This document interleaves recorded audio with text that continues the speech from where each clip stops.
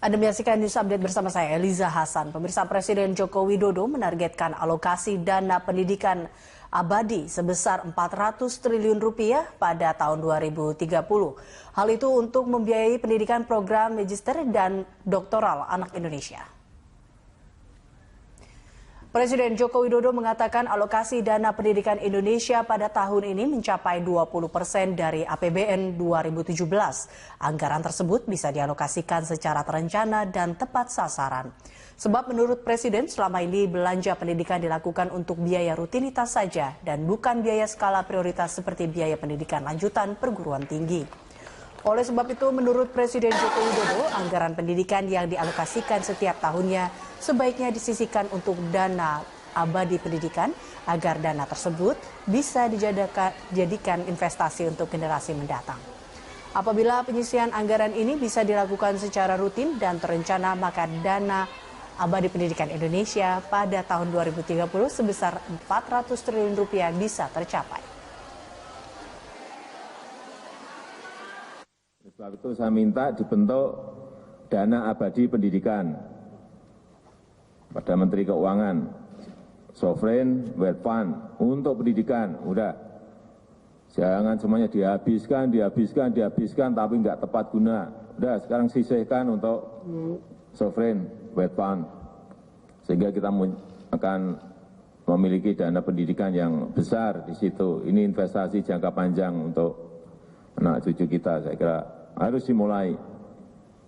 Yang dana abadi pendidikan ini nantinya bertujuan untuk mengelola dana investasi pendidikan bagi generasi yang akan datang. Menteri Keuangan Sri Mulyani Indrawati akan merumuskan formulasi anggaran pendidikan abadi seperti yang diminta oleh Presiden Joko Widodo. Dana pendidikan memakan porsi sebesar 20% dari total anggaran pendapatan dan belanja negara setiap tahunnya. Nantinya pada tahun 2030 dana pendidikan abadi tersebut diproyeksi mencapai 400 triliun rupiah. Sri Mulyani mengatakan dana pendidikan abadi tersebut berbentuk Sovereign Health Fund, yang artinya dana publik yang dimiliki, dikelola atau diadministrasikan dan diinvestasikan oleh negara ke dalam aset-aset yang lebih luas dan beragam. Menurutnya, Presiden Joko Widodo meminta adanya perencanaan anggaran pendidikan sesuai dengan kebutuhan yang sesuai, sehingga dana yang dilokasikan tidak perlu dihabiskan pada satu tahun anggaran. Nantinya dana anggaran pendidikan abadi ini bisa dimanfaatkan oleh generasi selanjutnya. Formulasi anggaran pendidikan abadi ini akan dirumuskan pada APBN 2018 dan akan menyatu dengan LPDP. Meminta supaya kita melakukan perencanaan penganggaran untuk pendidikan itu, kebutuhan pendidikan tetap dijalankan, namun kalau ada kenaikan kita akan mengambil atau dalam hal itu menyimpannya sehingga dia tidak perlu harus dihabiskan dalam satu tahun anggaran. Dan kemudian dia bisa digunakan secara lebih baik dari sisi perencanaan, terutama untuk generasi anak dan cucu kita, generasi yang akan datang. Ini nanti kita pikirkan dari sisi mekanisme anggarannya, bentuk sovereign wealth fund-nya sendiri, tata kelolanya seperti apa, kemudian bagaimana prinsip-prinsip penggunaan anggarannya itu juga sedang kita formulasikan sesuai dengan instruksi Bapak. Presiden Joko Widodo menerima kedatangan para ulama di Istana Merdeka, Jakarta. Dalam pertemuan ini, Presiden mengapresiasi peran ulama dalam menjaga dan mengawal umat Islam dalam menjaga kedamaian dan kebersamaan.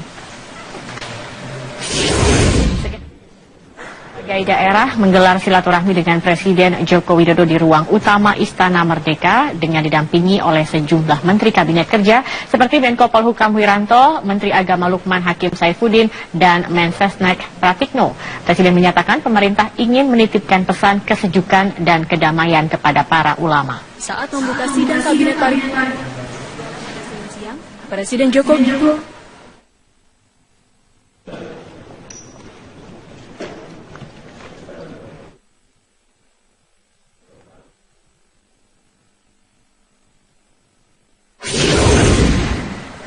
Pemirsa, Presiden Joko Widodo kembali mengingatkan kementerian dan juga lembaga negara untuk menghapus semua belanja anggaran dan regulasi yang tidak perlu. Pemerintah juga menegaskan akan menggenjot peningkatan ekspor dan investasi agar target pertumbuhan ekonomi 5,6% di tahun 2018 dapat tercapai.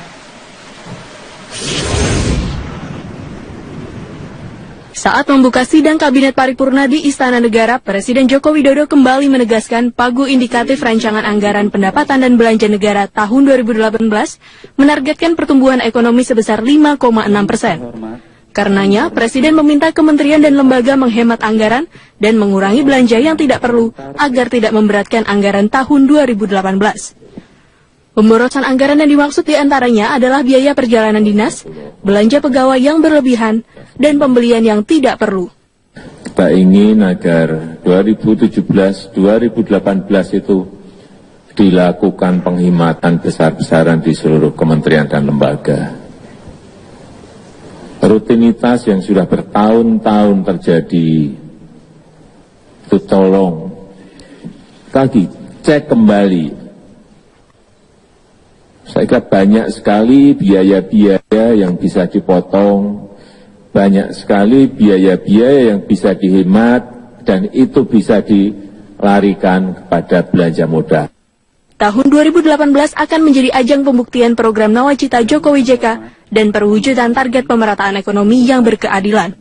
Untuk mencapai target pertumbuhan ekonomi 5,6%, Presiden juga menekankan peningkatan ekspor dan investasi sebagai cara yang paling realistis. Termasuk diantaranya dengan mencari pasar ekspor baru dan menghapus regulasi yang memberatkan para investor. Dari Jakarta, Eko Frima Andani, Syahdam Arahman, Metro TV. Sidang ke-17 kasus penodaan agama mengagendakan pemeriksaan terdakwa Basuki Cahayapurnama. Menurut tim pembela hukum, pemutaran video dari JPU justru akan meringankan Ahok karena terlihat jelas tidak ada niat Ahok untuk menistakan agama. Tim pengacara mengaku sudah mengadakan simulasi dengan Ahok sebagai persiapan sebelum sidang ke-17 yang digelar Pengadilan Negeri Jakarta Utara. Terdakwa harus dapat menjawab pertanyaan dari jaksa penuntut umum untuk menunjukkan kebenaran material bahwa tidak ada kesengajaan dan niat untuk melakukan penodaan agama. Sebagai pendukung akan ada pemutaran video, ada 3 video yang diputar dari pihak terdakwa, yaitu video dengan durasi penuh Basuki saat berbicara di Kepulauan Seribu, potongan video Basuki di Kepulauan Seribu yang diunggah oleh Buniani, dan video pernyataan almarhum Gus Dur saat Ahok maju di Pilkada Bangka Belitung 2007. Kuasa hukum Ahok, Sira Prayuna, menilai pemutaran video dari JPU justru akan meringankan Ahok karena dalam video tergambar jelas tidak ada niat Ahok untuk menistakan agama. Kuasa hukum mengklaim alat bukti video tersebut akan semakin memperkuat sejumlah keterangan saksi dan ahli yang telah dihadirkan.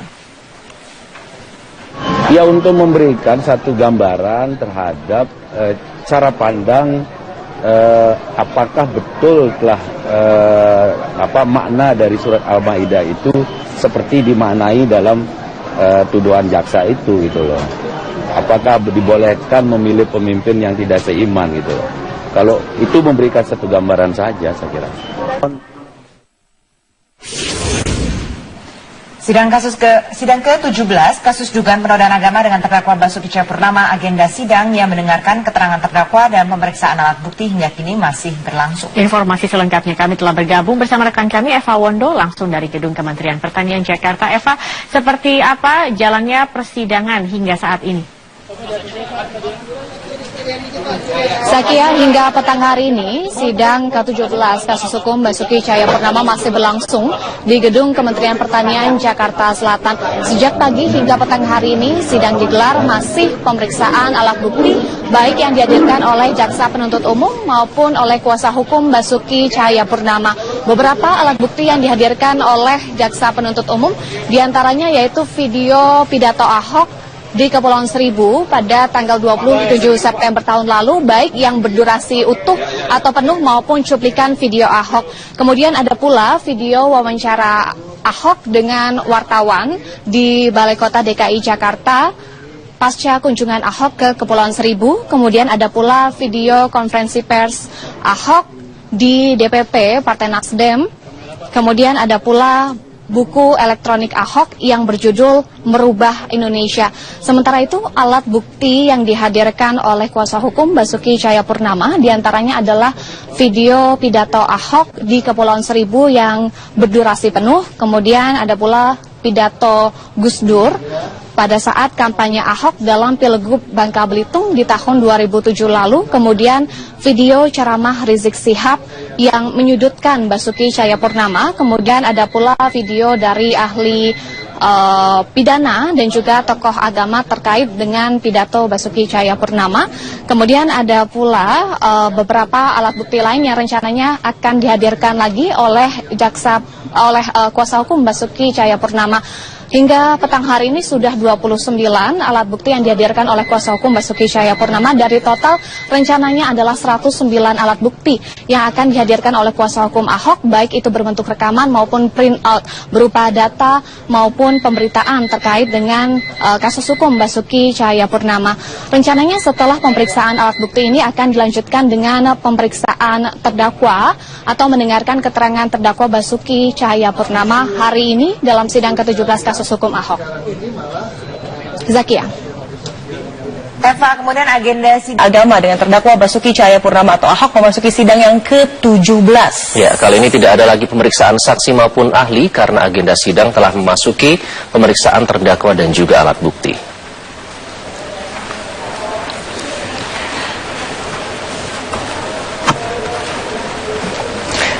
Ya, sidang ke-17 hanya menghadirkan terdakwa Ahok dan juga sejumlah barang bukti yang telah dikumpulkan penyidik Bareskrim Polri. Kuasa hukum Ahok menyebut sidang hari ini memutar 3 video dalam sidang, yakni video utuh Basuki saat berbicara di Kepulauan Seribu, lalu potongan video Basuki di Kepulauan Seribu yang diunggah oleh Buniani, dan juga video pernyataan almarhum Gus Dur. Rekaman video almarhum Presiden Indonesia keempat ini berisi tentang pembelaan Gus Dur kepada terdakwa Basuki terkait serangan isu SARA yang menimpa Ahok saat mengikuti pemilihan kepala daerah Bangka Belitung tahun 2007 lalu. Selain itu, kuasa hukum juga menyerahkan beberapa dokumen surat untuk diperiksa majelis hakim. Dan agenda sidang hari ini dimulai dengan mendengarkan pemutaran video barang bukti, lalu mendengarkan keterangan terdakwa terkait barang bukti, dan terakhir keputusan mengenai jadwal sidang lanjutan. Rencananya pada sidang Selasa pekan depan, jaksa penuntut umum akan membacakan tuntutannya terhadap terdakwa.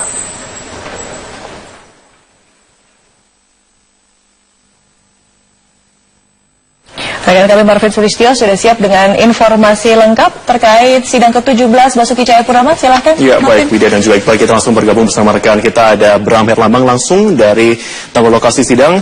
Bram, selamat siang, bisa Anda jelaskan hingga saat ini poin apa yang didalami penuntut umum selama pemeriksaan terdakwa?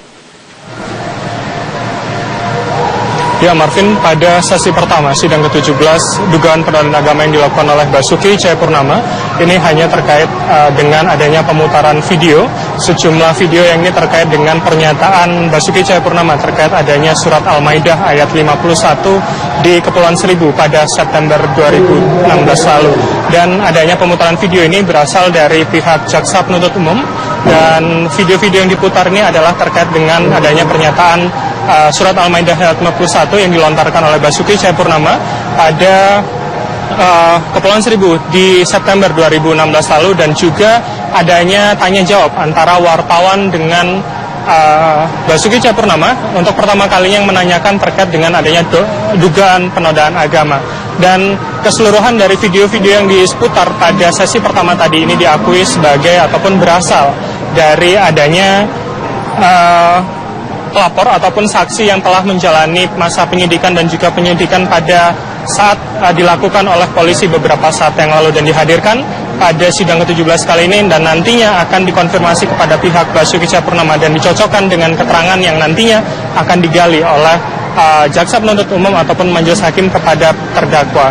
Dan dijadwalkan nanti juga dari pihak kuasa hukum akan memberikan sejumlah alat bukti seperti sejumlah video, dan juga nantinya ada video Gus Dur terkait dengan pernyataan almarhum Gus Dur terkait makna dari surat Al-Maidah ayat 51 ini.